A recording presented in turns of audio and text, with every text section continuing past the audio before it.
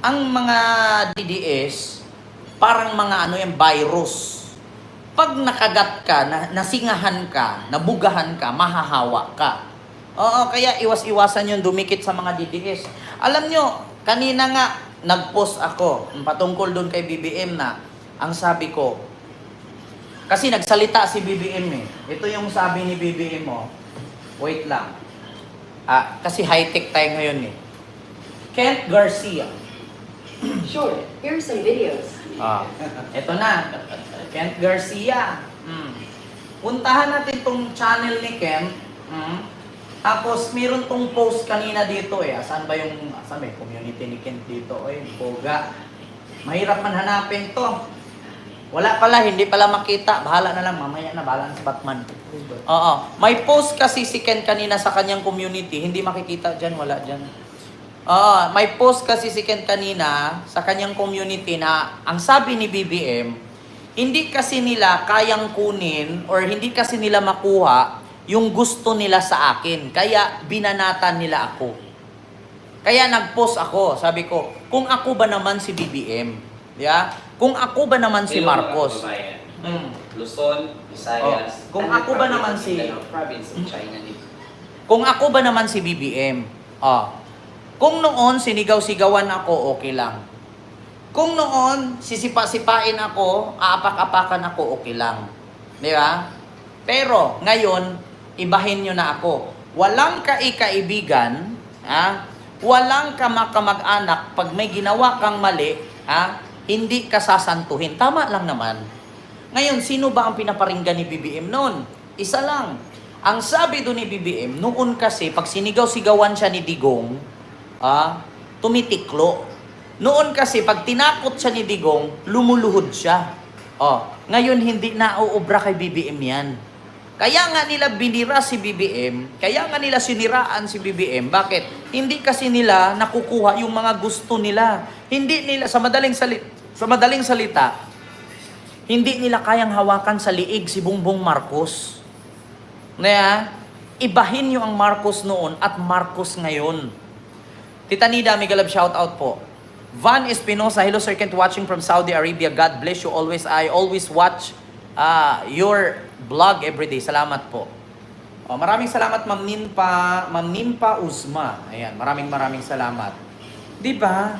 Kaya sabi ko sa inyo mga kaibigan, mga ka-BBM diyan, mga kaloyalista. Simple lang, intindihin ninyong mabuti.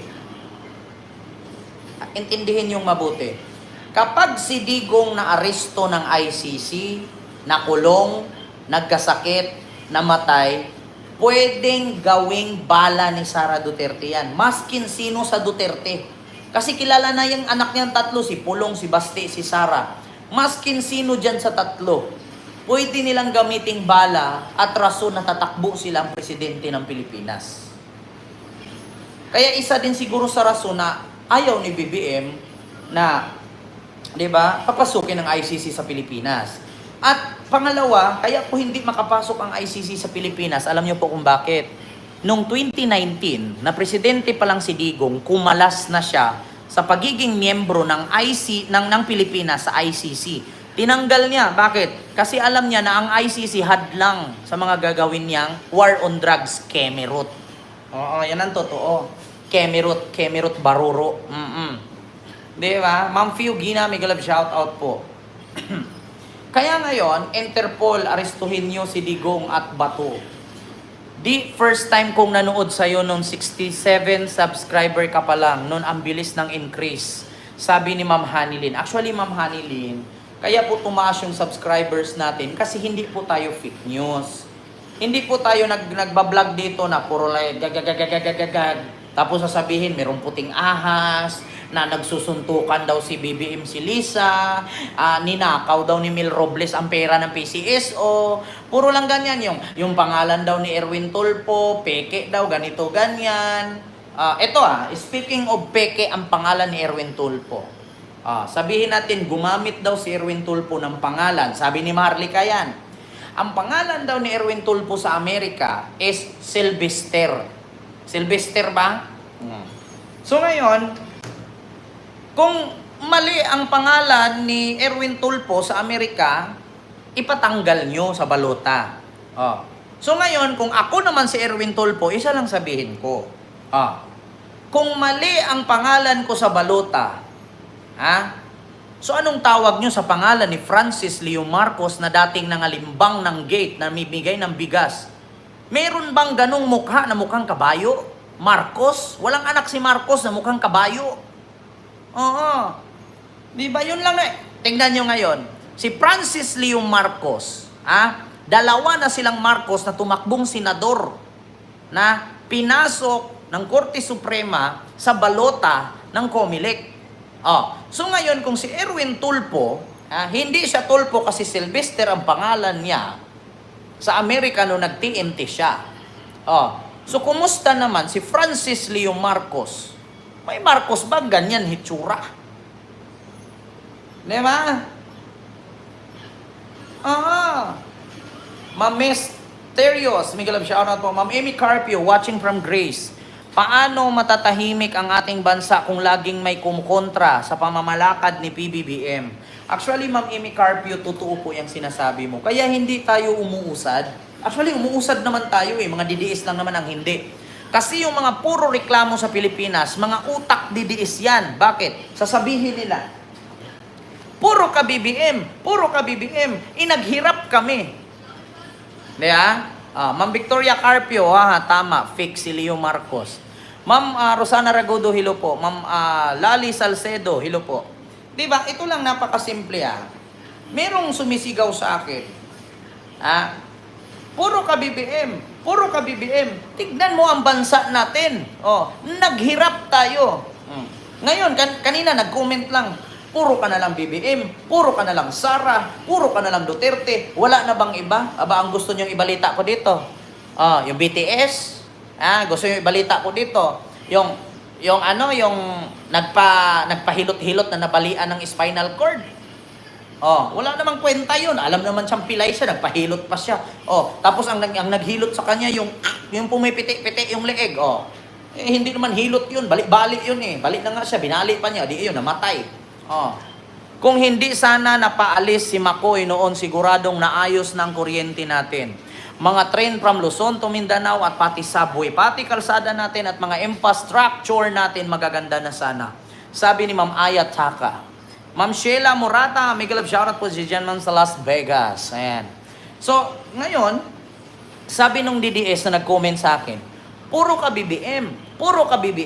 Tignan mo, naghirap tayo sa Pilipinas, ang mahal ng bilihin, ang mahal ng tax. Ngayon, sinagot ko siya sa comment section. Sabi ko, ma'am, kung naghirap tayo, ma'am, kasi maraming DDS, laging sinasabi, budget, buy-cam budget, mahal ang tax, mahal ang bigas.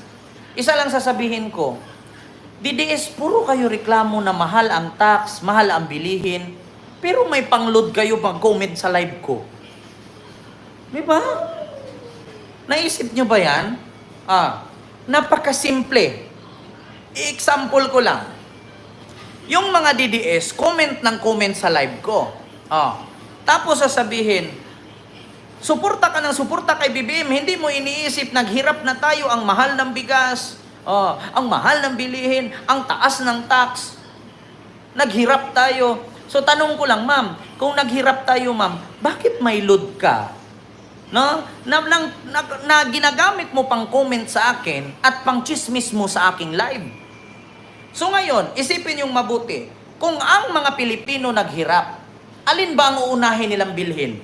Yung load para i-comment sa aking live? Yung wifi para ipanood sa aking live? Or yung bigas?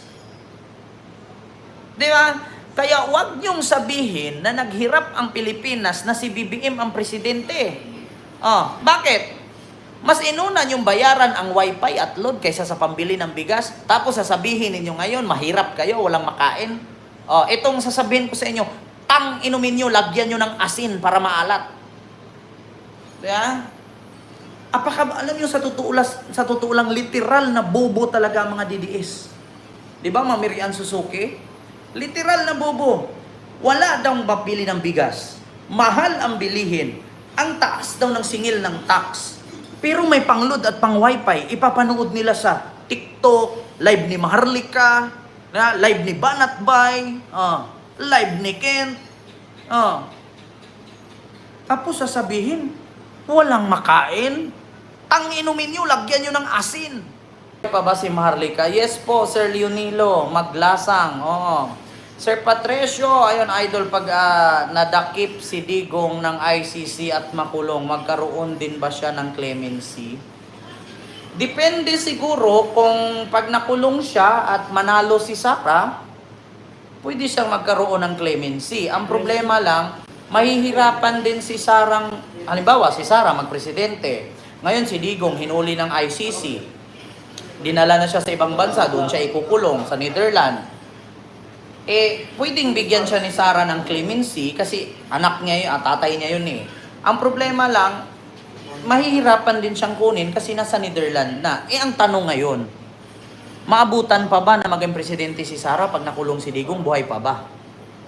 Ito speaking of hulihin si Digong ng ICC, parang parang history repeat itself. Alam niyo kung bakit ko nasabing history repeat itself? Kasi ganito yan. Kung sakasakali, mga kababayan, ito, ngayon ko lang ito naisip. Kung sakasakali na si Digong hulihin ng ICC, ikulong, arestuhin, ikulong, magkasakit, mamatay sa loob ng kulungan, yan ang malaking tsansa na pwedeng tumakbo si Sara pagka-presidente at manalo. Bakit? Magiging mangyari dyan ang nangyari kay Ninoy. Di ba?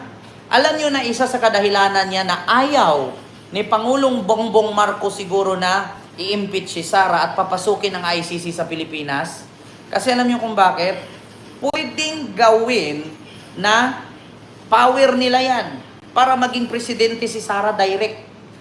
Kapag hinuli si Duterte, yung tatay kapag hinuli, inaresto ng ICC, ng Interpol, ngayon dadalhin siya sa Netherlands, ikulong siya doon, magkasakit. Pag nagkasakit, mamatay. Pag namatay, may rason si Sara Duterte na tumakbong presidente. Pag tumakbong presidente, malamang sa malamang, anong isisigaw ni Sara? Ginipit nila ang tatay ko. Namatay ang tatay ko dahil sa kagagawa nila. Nandito ako para sa bayan. Mananalo si Sara. Magiging Cory Aquino ang labas. Bakit? Ano bang nangyari sa panahon ni Cory Aquino? Si Cory Aquino, hindi yun gustong tumakbong presidente. Ngunit, sapagkat bagamat subalit, di umano, binaril si Ninoy sa airport, natamaan sa likod, hindi man sa dibdib yun, kasi si Jose Rizal sa likod nga namatay. Nung namatay si Ninoy, yun yung ginamit na sandata ni Cory Aquino para tumakbong presidente at manalo. Ganon yon. Tama ba ako, mga kababayan? DDS, Di ba? Galing mo sir mag-isip. Salot sa'yo, sabi ni Ma'am Lisa de la Cruz. Sinong gusto si Marcos? Pag sure, ikaw lang may gusto niyan. Sabi ni Ma'am Hilda Namu. Hilda Namu. Di ba? Sinong nagsabing gusto si Marcos? Wala ka nang magawa dyan, Ma'am Hilda Namu. Di ba? Presidente na si Marcos. Di ba? Marami nang gising. Di ba? Hindi na mangyayari yan. Hindi, may possibility po talaga na kung dadami ang DDS, kakalat. Kasi, alam niyo sa totoo lang, yung DDS, parang virus yan. Parang mga malaria yan yung mga DDS. Alam niyo yung lamok na malaria, yung malalaking lamok? Pag lumilipad yun, pag natinig niyo sa tainga yan, pag nakakagat yun, magkaka-malaria ka. Magkakasakit ka ng, yun nga, malaria nga. Lagnatin ka, magka-malaria ka. Pag umaling ka, DDS ka na. Diba? Ganun ang mangyari doon. Kaya mga kababayan, yun ang masasabi ko. Diba?